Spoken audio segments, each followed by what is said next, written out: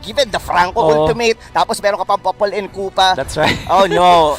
It's a good thing that they have this one baby hero natin, Rafaela, healing for everyone. So, yeah, they could probably out-sustain dito yung damage potential ng Blacklist. Kung isipin mo kasi, hindi ganon ka-bursty yung draft dito ng Blacklist International. And there comes a point that Omega, or rather the Rafaela, could out-sustain, but the Claude will be here.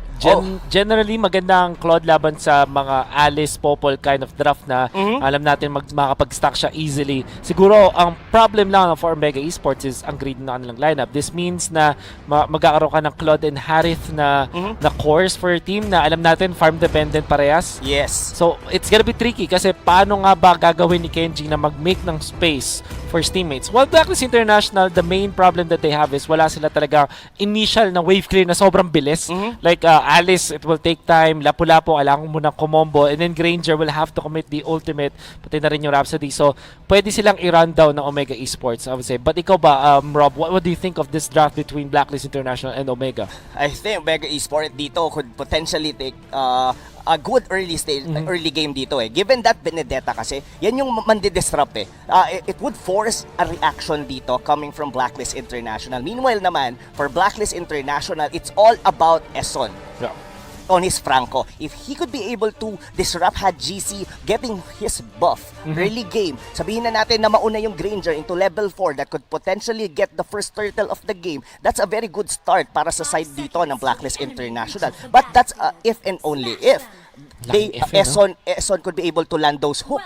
Yeah, ang tricky at least yung ating masabi. Game number 2 mga kaibigan ng Omega versus Blacklist International. MPL Philippines Season 7 is under the supervision and regulation of the Games and Amusements Board. And here we are, laning stage. Nasa pare sa teams. Sobrang importante para sa side ng Omega Esports makakuha ng farm. Para naman sa Blacklist International, maganda pa rin yung pag-control nila sa mga big objectives katulad ng Turtle at Lord. Katulad ng nakita natin sa Game 1. So we can expect na ganun ang magiging emphasis on the side of Blacklist International. I like the anticipation dito, Wolf, on both teams. No, they actually tried to clear the first. Napag-usapan sa laban na yan? Well, pinag-usapan natin dito is kung paano yung magiging early game dito ng Blacklist International. Will Eson be very disruptive para dito or rather annoying para sa side dito ng Omega? I think the answer is mukhang hindi niya pa nagagawa. Yung usual hook sa mga buffs dito ni GC. In fact, we are 3 minutes in. Dalawa na nakuha kill ng Omega. Another iron hook na kinumit ni Eson in the mid lane na walang makukuha. Samantala sa may top lane naman, it's Edward versus Kenji. Lapu-Lapu ang nawala with the flicker commitment. Oh, wow! Nakapag-mamba out lang. That 1v1 and a very good timing din as well. I really like how Edward played that offensively. Sabihin na natin hindi niya na-pick off doon si Kenji, but he actually won that lane. Kasi libre na to eh. Tapos given na nandun pa si Wise, they could potentially take somehow gold from the energy shields. Outer turret energy shields, top lane, bottom lane ganun naman. Pero nandito si Oheb to defend. Summon Force gonna be committed. Siguro nga naman na gusto nilang bugawin dito sa Oheb at kumuha ng as much gold as possible dito sa may bottom lane. Kaya nga naman ang Omega ay magiging komportable. Although yung Torre sa top lane, yun naman yung mas malupit. Katulad nga na sinabi mo, Rob, mas impactful yung 1v1 na yun. Totoo. Yung simpleng, given na hindi pa nga siya na-pick off doon eh. Tapos nabasag kagad. This is a very early tower push coming from Blacklist International resulting into the first turtle pa, Wolf. Mukhang ganun na nga mangyari as Blacklist secures the turtle so easily. Ang kinailangan lang nilang gawin ay bugawin yung side ng Omega. Take nga lang para sa Omega Esports, Rob, hindi ganun kalakas sa kanilang early stage talaga. I think nung draft, napag-usapan natin na ang Omega Esports baka mag-struggle sa early stages of the match. Nakakuha sila ng 2 kills. Pero kung defending their turrets, pati na rin yung turtle, lumalamang yung side ng Blacklist International. Ito yung no, Wolf, hindi nagawa ni Eson kanina yung usual nakikita natin on Franco, be able to hook yung mga buff para mas tumagal yung farm dito ng jungler ng Omega Esports. Pero yung turnout of events, mas napaganda pa. Kasi nabasag nila yung outer turret, pero dito sa gitna, Wolf, sino ang mas makakalama ngayon? Curtisi, atakas ang ganda na coming out from Omega Venus. Curtisi will have to back down. Si Eson nga lang ay mapapasama. Harith makakuha ng kill.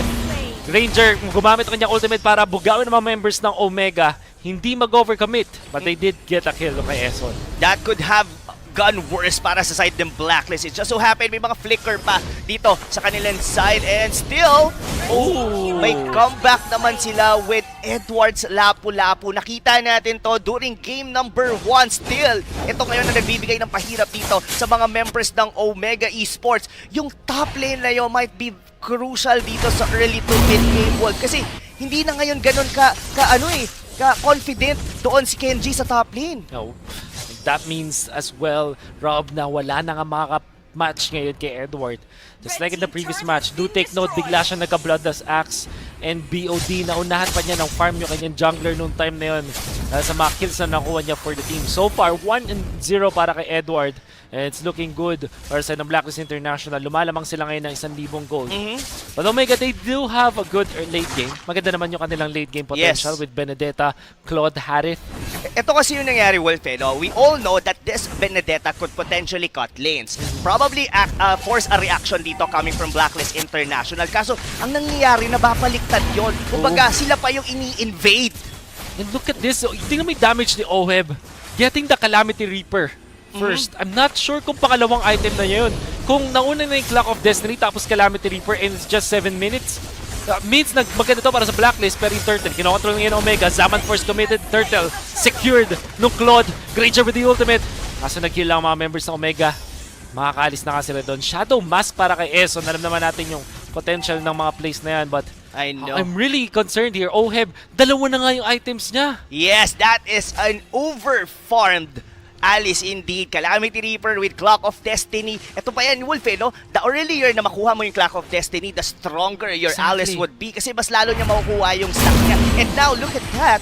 I mean, every wave dito sa may bottom lane would just simply get cleared out. Tapos mas mabilis pa yung magiging orb farming niya dito. So now for Omega Esports dito, tignan mo naman, the gold hindi naman nalalayo. Pero yung tempo was all in Blacklist. Ngayon si Toshi dito with the Zaman Force. Zaman Force committed. Stunned si may Venus Flicker just to get out.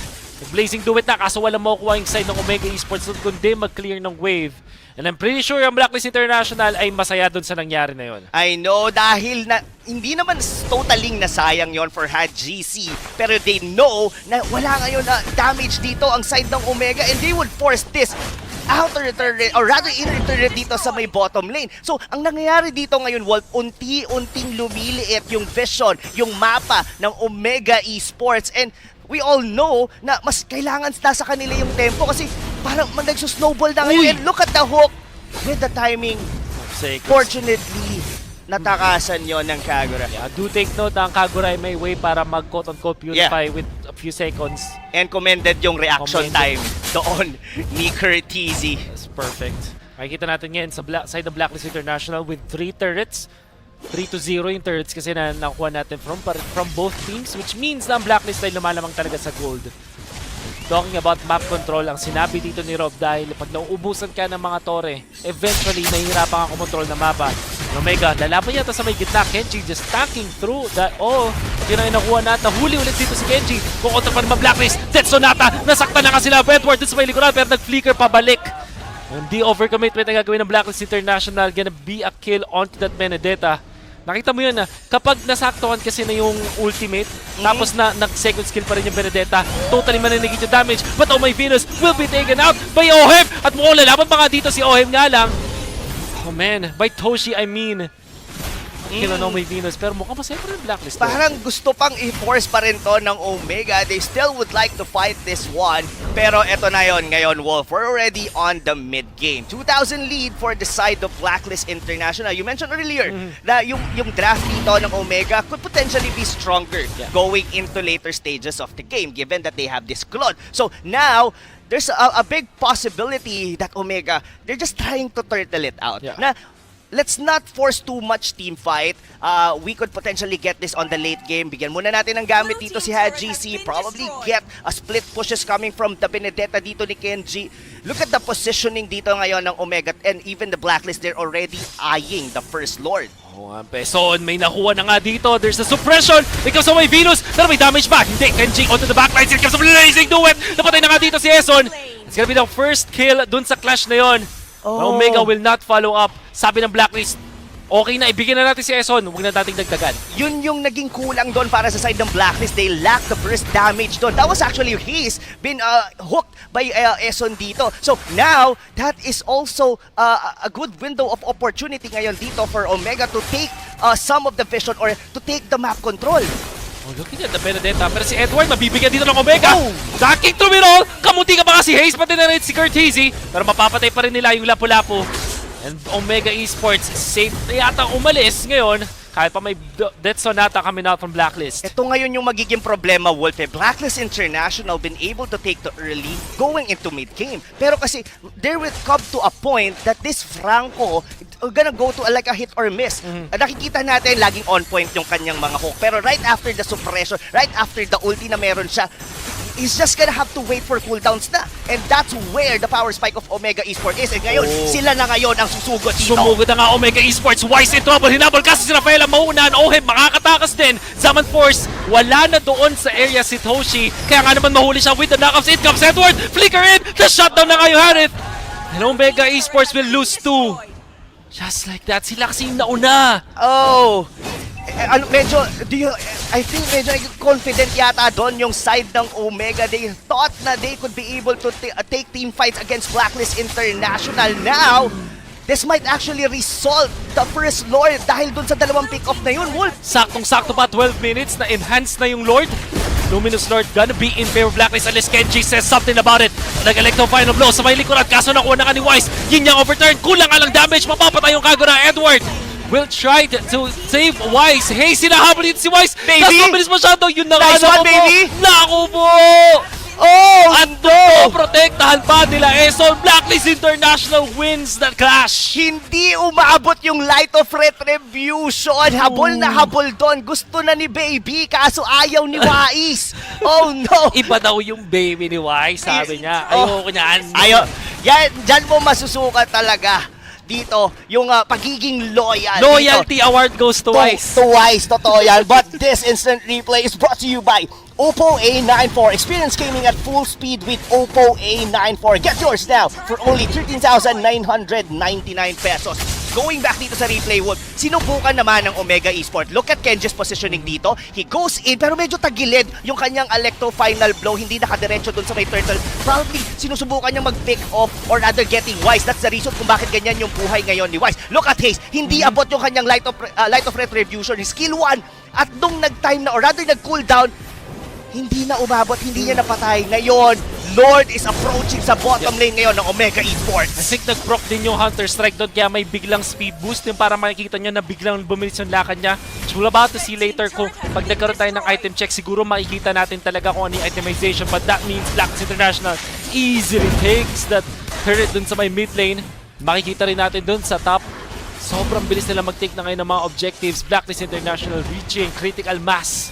Yung kanilang power spike sa moment na to. Wolf, the big question is how do we actually decode Blacklist International? They are playing in the zone ngayon dito, mga kaibigan. And we all know that there is always a possibility na baka matapos ito. Kumbaga hirap ngayon dito ang Omega Esports. Another hook dito. Nice one, Baby. Siya yung una pang nabura. He's getting pick off dito. Wolf, nako, mukhang gusto nang tapusin ng Blacklist International tong laban na to. Si Eson yata, ano siya, halika dito, baby siya eh. Oo nga. Hindi siya nice one, baby eh. Halika dito, baby. Oh, Eson! Forcing the Purify para kay Toshi. Hindi siya nahatak, pero na-force yung Purify ngayon. Blacklist International feeling confident, nagpo-poke around the base ng Omega.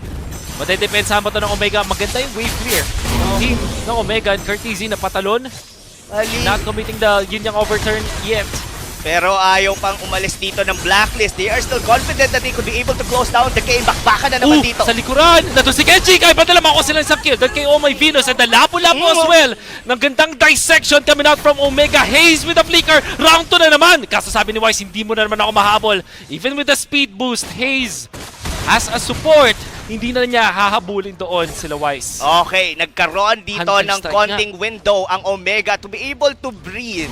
Medyo nag-overstay na rin doon ang Blacklist International given na nabasag naman na nila lahat dito ng base turret. Now, the itemization dito, kikita na naman natin, is almost the same that we had seen earlier. Granger dito, makunat at one of the reason bakit hindi siya na-pick up during the Lord team fight. Meanwhile naman, yung Claude or the damage dealer dito ng side ng Omega, is this enough to be able to burst down members dito ng Blacklist International? Kailangan pa nila ng farm, definitely. Kakayanin, they have good scaling. Gusto ko lang na point out si Oh My Venus, 2 casual items, casualan lang, Deadly Blade, pati na rin ng Molten Essence. Ito yung yung kumbaga parang hap-hap lang. Kumbaga kinuha niya yung Iron Mask, Molten Essence, pero hindi na muna binubuo. Normally yung Chop Suey build hindi nagiging effective, kaso sa kamay ni Oh My Venus at ang talino din ng pagkaagamit, nasusulit. Yan kasi yung power ng Popolen Koopa. I know, and also yung Thunder Belt is a one perfect item. Then para sa side ng Popolen Koopa, there's a slight slow din as well doon sa kanyang unique passive. So kaya nahihirapan kung sino man yun nyart niyang Popol and Koopa na yan, talagang hirap gumalaw, especially during team fights. Do take note, kanina yung minention natin na Hunter Strike, kaya biglang bumilis yung paglalakad ni Granger habang hinahabol siya ni Hayes. Yun. Kaya nga naman, makikita nyo, dun sa game number 1, si Wise, yung itemization niya biglang Athena Shield. This time, purely offensive, pero may konting defense pa dahil dun sa mga quality speed boost. So, Blacklist International, kaya siguro talaga nila kinukuha yung first pick na Granger Rob kasi kabisado talaga nila. Oh, Wise. Really doing very well dito sa Granger na to. And I like Blacklist International discipline. Regardless, nabasag na lahat ng tore ng Omega, they're not really trying to push it out. Kumbaga, pwede nilang i-bait to And for Omega, kumbaga magkaroon sila ng mga risky na mga moves. Pero mukhang ito na si Halika Baby. Huli ka, baby! Sabi ni Eso na naman, nakakuha ng isang kill dun sa Rafaela with the burst down of Blacklist International. Si GZ nagpo-poke Art of TV. Kaso na si Oh My Venus! And basically doon sa may bandang kaliwa. Kaso hindi masyado effective. They did get a kill out to the Alice. Edward, may bait trouble. Kaso yun na, flame shot for the slow. Benedetto with the last hit. Edward gonna be taken out. And Omega, nakakuha sila ng 2-for-1 trade-off. Ang ganda ng simula noon for the side of Blacklist. Nahuli ka baby dito si Hayes, but the damage coming from that Claude, pero hindi pa to tapos. Wolf, dahil gusto is po-force ngayon to ng Blacklist kahit tatlo lang sila dito. Hindi tumama yung hook ni Eson. Omega kumuha pa rin dito ng Lord. Sino makakuha? Eson with the jump! Ang kuhan po yung kill dun sa Harit. Ang gandang naman para kay Eson. Kaso yung Lord buhay pa rin. Omega Esports ang makakuha. Na-retry na nga. Oh My Venus. Ito mapatirin si Eson. Blazing duet! Omega! Nakakuha na ng 4. Sama mo na rin yung Lord. Na-retry, Kuya Wolf! Oh my! Na-retry ni GZ doon yung Lord, and this could potentially be a good window para ngayon sa Omega Esports to come back onto this game. Kamuntikan pa silang ma-segue ng mga minions dun sa kanila ng base. But Omega Esports standing strong, sila yung nakakuha ng mas magandang retry. I know, right? But this instant replay is brought to you by Oppo A94. Experience gaming at full speed with Oppo A94. Get yours now for only 13,999. So ito na ngayon ang nangyari sa instant replay, mga kaibigan. The hook did not connect. Sinubukan pa rin naman nila ditong labanan ng Blacklist kahit tatlo, laban sa tatlo naman ito. Pero had GC with the perfect retribution, getting and securing the Lord. Tapos napatay pa nila dito, hinahabol na ngayon nila rito. Look at that, blazing duet. Saktong cooldown, muntikan pa si Oh My Venus ma-pick up on the process. Tumalon na yung Lords sa may bottom lane dun sa outer turret. Pero may nahuli. Suppression from OM, kaso kulang. Namatay na nga dito si OM. Yun ang pamula ng Omega Esports. Oh My Venus, ito naman blazing duet na naman sa may bandang likuran. Nakakuha na ng 2 kill. Ang side ng Omega Esports, si Y, sinabol niya GC. Pero makukuha ng konting kontra na ngayon si Edward. Take ng sobrang taas na damage out mula sa Omega, pero may sustain, may konting harang. Kaso si Wise natalunan na nga ni Gartizi. And now they're in trouble. Edward na papaligiran. Yung base nga lang. Yung Omega, inuuna na. Omega tying the series. Omega with an epic comeback against Blacklist International. We all thought that Blacklist International had that game, but with that perfect opportunity on that Lord team fight, Wolf, honestly, I'm speechless, pero yung puso ko galit na galit dahil sobrang exciting ng match na yon. And I think they caught us sa atin field na shot medyo